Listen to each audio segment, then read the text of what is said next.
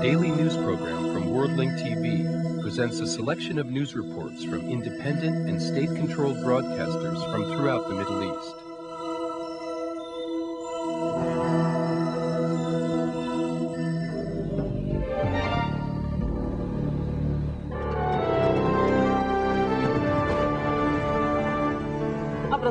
Welcome to the news of the hour from Abu Dhabi Television. France does not see a reason for the use of veto on Iraq in the Security Council. While meeting with Spain's Prime Minister, Chirac reiterates his rejection to any new resolution. Meanwhile, the French Foreign Minister urges Iraq to destroy its banned missiles. Blair says that the use of veto at the Security Council will not be a wise decision in the event that it becomes clear that Iraq is in a material breach of the most recent Security Council resolution. Resolution number 1441 clearly states that Iraq has a final chance to disarm, or it will be considered a material breach of the resolution. That is why a resolution must be passed, or there will be a problem at the end. Attendees of the Islamic Conference suggest using oil as a leverage to stop the war on Iraq. They propose supporting France, Germany, and Russia's positions. We decided to support the countries that are rejecting the war, especially European countries such as France, Belgium, Germany, and Russia. We hope to unite them in pressuring the United States not to go to war. Turkey is closing their borders with Iraq and pulls all its diplomats from Baghdad, and says that tomorrow Parliament will vote on a bill which will allow the deployment of American forces on its soil. The Iraqi opposition conference starts in northern Iraq, and the American representative to the conference says that Washington has no desire to rule Iraq. Meanwhile, al-Barzani welcomes any intervention that will help Iraqi people but not cause chaos. This is the end of the news in brief. Welcome to the news from Abu Dhabi Television. Today, French President Jacques Chirac reiterated his country's rejection to any new resolution on Iraq while meeting in Paris with Spain's Prime Minister, José María Aznar, who declared that it is time for a new resolution, adding that uniform international pressure should be put on Iraq. Now, to our correspondent in Paris, Nour Eddine Bouzien. It is becoming a custom that Washington allies make a stop in Paris on their way back from a meeting with President Bush. First, it was Tony Blair, and now it is Aznar. The war is not imminent, and France believes that Iraq can be peacefully disarmed by the inspectors. War is the worst scenario, and it is not inevitable. The French president is being pressured to change his political agenda, while the French parliament is debating the Iraqi issue. A number of the ruling majority party members fear that ties with the United States are being strained. In response, the French president is asserting that an alliance with the United States does not mean submission. Today, war must be the means of international action. No one can confirm that the path of war will be shorter than the path of inspection. No one can prove that war will lead to a more peaceful, stable, and just world.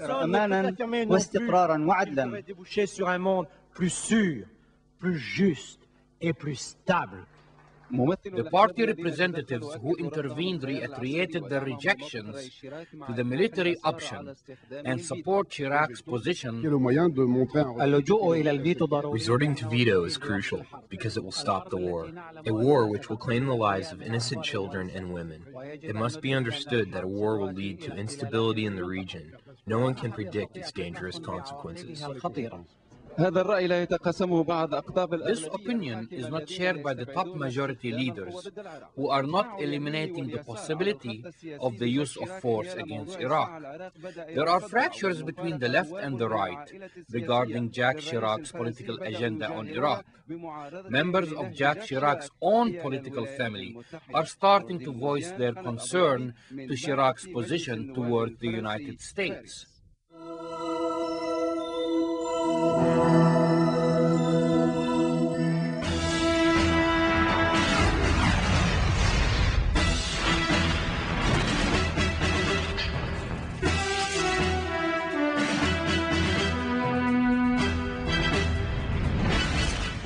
hailed Tuesday breakthroughs in cooperation with UN weapons inspectors, and the United Nations confirmed progress was being made, though Baghdad still did not answer a key UN demand for the destruction of the banned Al-Samud 2 missiles. And as weapons inspectors continued their mission, Iraq urged Security Council members not to bow to US-led war pressure. There is a positive atmosphere reigning between Iraq and UN weapons inspectors, a positive situation for those UN Security Council members seeking to avert a US-wanted war by boosting inspections. Chief UN Weapons Inspector Hans Blix is examining some 100 documents handed over to him in the past 3 days by Iraq, detailing the disposal of weapons of mass destruction. Yes, there are some elements that are positive and which need to be explored further. There is one letter in which they tell us that they have found an R-400 bomb containing liquid in a site which is known to us, at which they did dispose of biological weapons before. There is another letter that tells us that they have found some handwritten documents concerning the act of disposal of prohibited items in 1991. Now, all these have to be followed up, but these are new elements. It is the first instance of such cooperation since UN inspectors resumed the hunt for Iraq's alleged weapons of mass destruction late last November after a 4-year break. We have promised Armovic and Dr. Blix to supply them with reports, progress reports about our efforts in resolving the remaining disarmament issues, and that's what's happened. So in the past few days, I sent him more than 6 letters regarding those questions, and we made some progress. In fact, we made some breakthrough in some of them. UN spokesman Hiro Ueki described the move as a positive sign. Ueki also said Iraq had provided a new list of 38 scientists who took part in the destruction of biological arms and agents. He said that on February 19, Iraq had started excavations at Al-Aziziyah, southwest of Baghdad, where it says it destroyed biological warheads and agents in 1991. UN inspectors visited the site Monday and Tuesday, and experts are due in Iraq on March 2 to help the Iraqis quantify the toxic material destroyed at the site. But still hanging is the issue of the Iraqi Al-Samud 2 missiles, which Blix said should be destroyed starting Saturday because it exceeds the 150-kilometer range limit set by a previous UN resolution. As-Saadi reiterated that the UN demand was still under study and the decision will be adopted in the near future. But the Iraqis suggested that when they fitted guidance and control systems and other devices to the missiles, they would be weighed down and fly within the legal distance. And the destruction of the Al-Samuds would rob the Iraqi army of a potentially valuable military asset at a time when tens of thousands of American and British troops have massed in the region in preparation for a most possible invasion of the country. However, the UN inspection spokesman doubted there was room for negotiation. The Iraqi president Saddam Hussein is quite aware there remains no room for negotiations, especially with the US slamming as irrelevant any sign of Iraqi cooperation. White House spokesman Ari Fleischer reiterated Tuesday Baghdad has failed to comply with UN demands. And with Washington seemingly determined to launch a war, little is the role played by a team of South African disarmament experts visiting Iraq to help deal with UN demands. Maybe the foreign human shields are to play a bigger role by defending the country's vital infrastructure from being destroyed in the event of a US-led attack. European human shields took positions at an agricultural site in the El Taji area on Tuesday. And hopefully our presence here, if it can't deter a war, will deter these particular sites from being destroyed. As more troops are deployed to the Middle East, United States Army General Tommy Franks arrived in Qatar for consultations with senior officers at the Central Command Forward Headquarters, from which he would direct an invasion of Iraq if so ordered. Meanwhile, Saudi Arabia and the United States have reached an agreement that will allow expanded U.S. air operations from its territories. The Washington Post reported on Wednesday that the United States and Saudi Arabia have reached new agreements that will allow expanded U.S. air operations from Saudi territory, including full use of Prince Sultan Air Base in the event of war against Iraq. The paper said that in addition to the use of the Air Command and Control Center at Prince Sultan, the deals allow the United States to fly refueling aircrafts, AWACS surveillance planes, and J-STARS battlefield radar aircraft from Saudi airfields. The United States also will be permitted to use Saudi airfields to base fighter jets undertaking interception missions against Iraqi aircraft and enforcing the no-fly zone over southern Iraq. The agreement coincided with the arrival of U.S. Army General Tommy Franks to Qatar for consultations and to stay in his computerized mobile headquarters until the Iraqi crisis is over. But Jim Wilkinson, the Director of Strategic Communications for Central Command, insisted too much should not be read into Franks' arrival to the Gulf.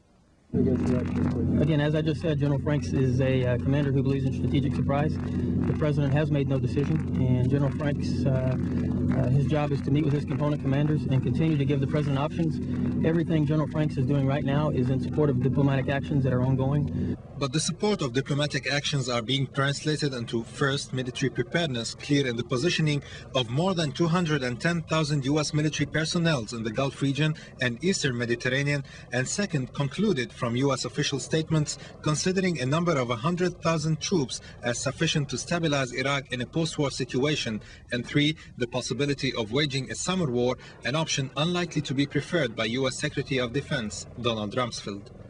There's no question but that there are risks to acting, and they're real risks, and they cannot be ignored. And the people who are raising those risks are doing a useful thing, because they are things that need to be thought about and rolled over in our heads, and steps taken to try to avoid or mitigate those risks. But what needs an even greater discussion are the graver risks of not acting. The absence of U.S. and British political trend towards the Iraq crisis was clear in the increasing strikes on northern Iraq. In recent attacks on Tuesday, U.S. warplanes operating from Turkey launched 3 strikes in Basra and Mosul, targeting for the first time surface-to-surface missiles. The strikes came as thousands of U.S. troops were readying for deployment into Turkey, pending a green light from Turkish parliament on Thursday, a move preceded by offloading what appears to be a Patriot missile at the Turkish port of Iskenderun, along with military vehicles. Meanwhile, the Iraqi military appeared to be repositioning armor and other heavy forces around Baghdad, as U.S. intelligence detected movements of large flatbed trucks capable of carrying tanks and other heavy armor in the direction of the Iraqi capital. Iraqi President Saddam Hussein has told a U.S. television reporter that he has no intention either of going into exile or of setting fire to Iraqi oil fields in case of a U.S.-led military invasion. Saddam also told CBS News anchorman Dan Rather that Iraq never had any relationship with Al-Qaeda. According to the journalist that interviewed him for some 3 hours, Saddam knows an invasion is near, but remains calm and believes he can beat the United States. Peace activists calling themselves Bridge to Iraq paid a visit to the Al Amiriya bomb shelter. About 450 people, mostly children, were killed when U.S. aircraft bombed Al Amiriya during the 1991 Gulf War. The activists sought to highlight the dangers posed to Iraqi civilians, and scores of Westerners have arrived in Baghdad over the last few days, saying they want to act as human shields if war erupts in Iraq. We think that it's awful, and everybody has to see what happened 10 years ago, and we have to try to stop the war, and all the things could happen now.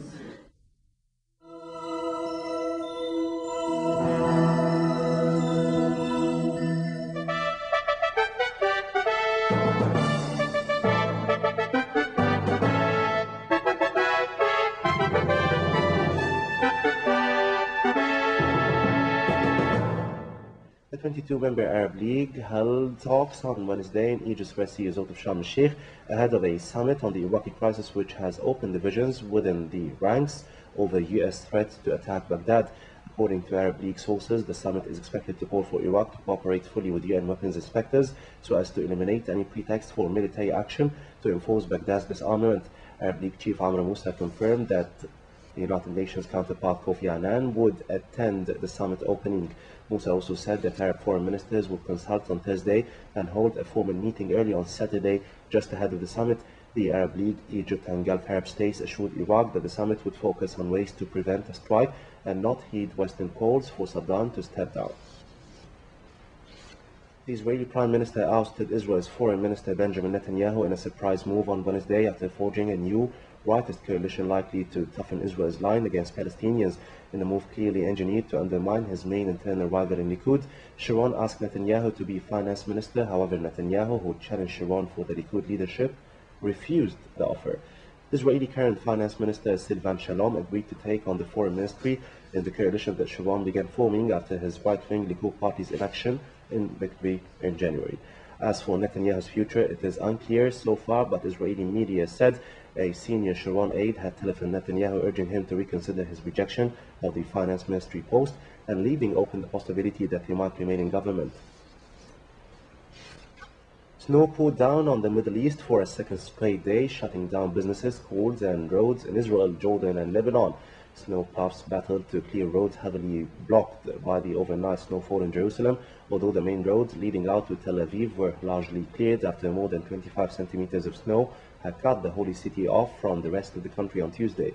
Schools, public offices and markets were closed for a second day, but the Jerusalem municipality said that if the snow stopped, public transport would begin running immediately. Snow also continued to fall on the hills of Galilee and the northern West Bank on Wednesday morning, but forecasters predicted the storm would blow itself out by mid-afternoon. Lebanon's mountains were also covered by snow, cutting off the road linking Beirut to Damascus until Wednesday afternoon, when the route was reopened to cars with chains on their tires. Snow was 60 centimeters deep at 1,000 meters around Mount Lebanon. In Jordan, Amman was shut down for a second day, with most businesses, schools and universities closed. In some areas, the snow was between 30 centimeters and 1 meter deep. Police and civil defense forces cleared roadways around Amman, while state announcements on radio and television urged Jordanians to stay at home.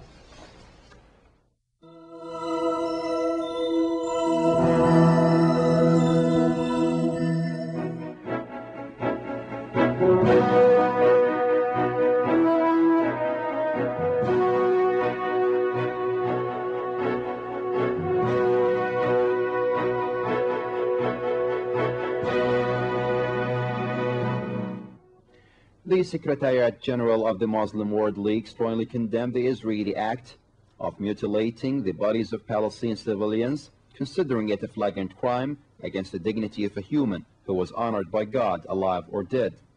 In an appeal to the High Commission of Human Rights, the legal organizations and committees that follow up the human affairs all over the world, Secretary General of the Muslim World League Dr. Abdullah bin Abdul Muhsin al-Turki said that killing people and mutilating their bodies through the random sniping operations against the passers-by is an ugly and horrible crime condemned by all legitimacies and laws.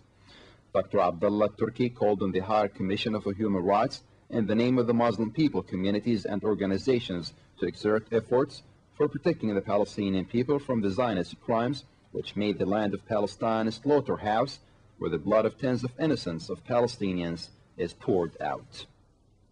In Rafah Governorate, citizen Hamada Abdel Fattah Abu Shawish, member of National Security Forces, was severely injured in his right arm by an Israeli live bullet during the shelling of Israeli forces at citizens' houses in Al Barazil neighborhood. The shelling led also to severe damages in properties and houses. 10 citizens were injured this morning due to Israeli shelling against citizens' houses at the Western Camp. In Khan Yunis, official or financial damages also occurred in citizens' houses and properties.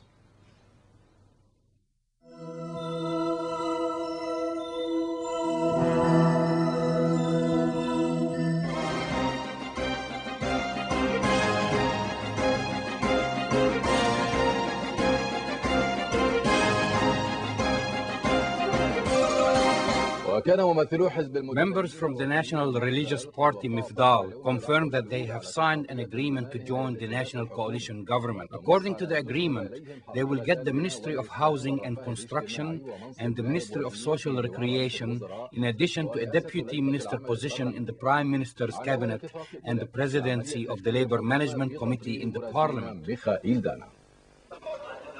2 weeks after Sharon was given the duty of forming a new government, the Likud delegates managed to complete the first coalition agreement with the National Religious Party Mifdal. That was part of forming the new government coalition, which will be mainly based on the Likud, Shinui, and Mifdal parties. At the political level, they agreed not to talk about the roadmap which was proposed by American President George Bush. They also agreed that the new government would decide the issue of establishing the Palestinian state. We have a lot in common with the Likud party in regards to the roadmap. As I remember, Sharon has clarified that terrorism must be eliminated before the Palestinian state is established. In addition to the disarmament of the territories, removing Arafat and accomplishing economic reforms. However, when we arrive at an intersection where things may get complicated, then each one of us must think about the road that he wants to take. Regarding the religious issues, an agreement was made with the Shinui party to get rid of the law that pardons students in religious institutions from serving in the Israeli army and exchanged it with another law that encourages them to do so. Furthermore, they agreed to dissolve the religious ministry and distribute its duties to other ministries, in addition to canceling special child support to big families. Extreme religious parties resented these agreements because they will change the status quo. Al-Mafdal is defining the Jewish identity. We managed to make Yosef Lapid and the Shinui party accept the status quo in order to protect the traditional Jewish customs such as the prohibition of public transportation on Saturday and civil marriage, in addition to not accepting religious deviation and other secular symbols proposed by Shinui. This is a great achievement in enforcing the Jewish identity of Israel. The Ministry of Housing and Construction will be assigned to the leader of the Mifdal party, Ephraim Eitam. The Ministry of Social Recreation will be assigned to another Mifdal member, Zvulun Orlev. The committee of the Mifdal party has yet to accept all these appointments. We continue our coverage of the making of the new government coalition. The leader of the Labor Party, Amram Mitzna, said that he has made a final decision not to join the National Unity Government led by Sharon. Mr. Mitzna said that he arrived at this decision after he realized the huge differences in the positions of the two parties. Our reporter, Yossi Kabati, said that Mitzna gave a speech during a meeting held by the Labor Party Committee in their main office in Tel Aviv to discuss their position toward the government coalition. I met with the elected Prime Minister Ariel Sharon to test the accuracy of the rumor that says Sharon would do everything in order to convince the Labour Party to join his government. I wanted to see if the political statements that he made about the willingness to go through painful political compromises are going to be translated into concrete steps. In our third meeting, we were supposed to come up with an agreement about the basic principles that will guide the coalition negotiations. However, the Prime Minister refused to accept anything in writing. Thus, we were forced into becoming the opposition. In fact, we must be committed to our principles. If there is no political change, then there will be no economic change. If there is no economic change, then the division in the Israeli society will continue to deepen. I cannot ignore the fact that the Labour Party has missed an opportunity to achieve a big step at the political and security level. Sharon and the men around him were willing to go an extra mile even at the expense of their agendas.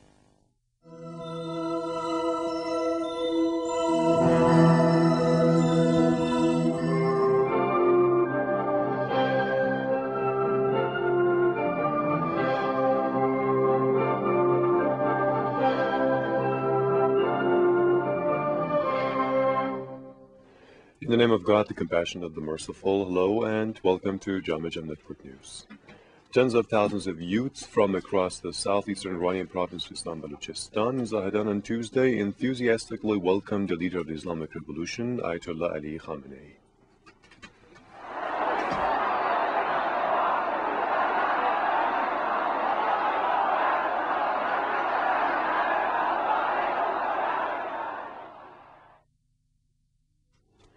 At the meeting, Ayatollah Khamenei raising enemy efforts to drive a wedge between the Iranian youths on one hand and Islam and revolution on the other, said the Iranian young generation is vigilant, sensitive, wise, and active, and has a deep understanding of political and spiritual issues.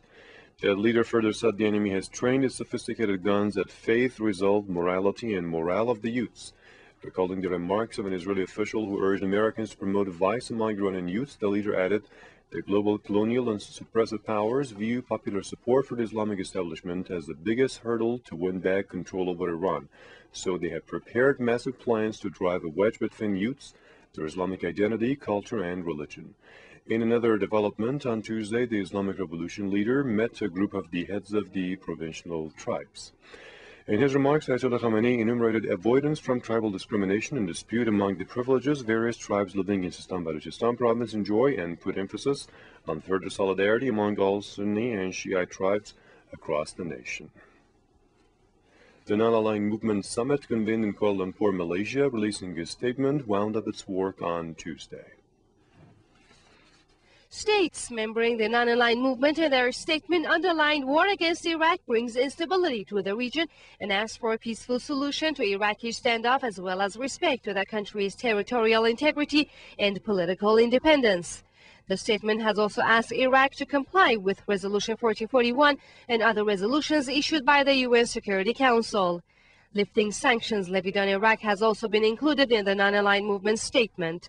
Heads of state membering the Non-Aligned Movement in their statement, meantime, condemned the Israeli Zionist regime's brutalities against Palestinians and put emphasis on the Israeli forces' withdrawal from the occupied Palestine, plus Tel Aviv's abiding by the UN resolutions in that respect.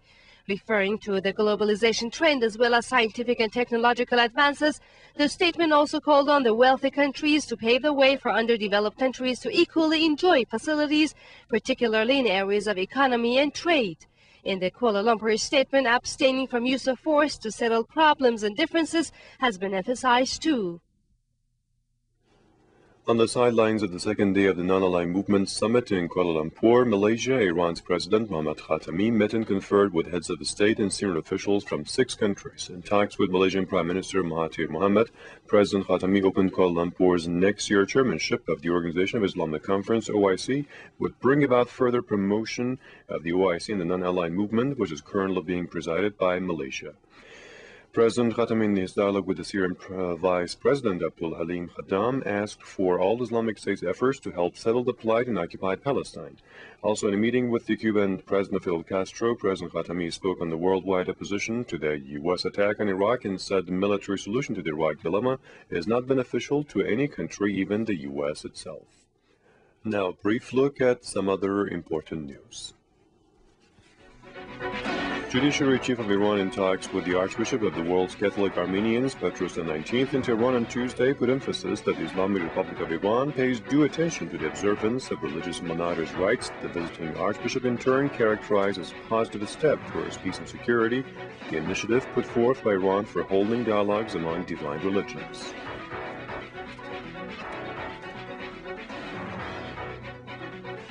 The Argentine Chargé d'Affaires, Ernesto Carlos Alvarez, on Tuesday was summoned to Iran's foreign ministry due to that country's press having published unfounded statements that Iran was involved in the 1994 bomb blast at the Jewish Association headquarters in Argentina. Attending the foreign ministry in Tehran, the Argentine Chargé d'Affaires expressed regret over the issue and quoted the Argentine judicial officials as saying the article published in its country's press is against the Argentine government's stance.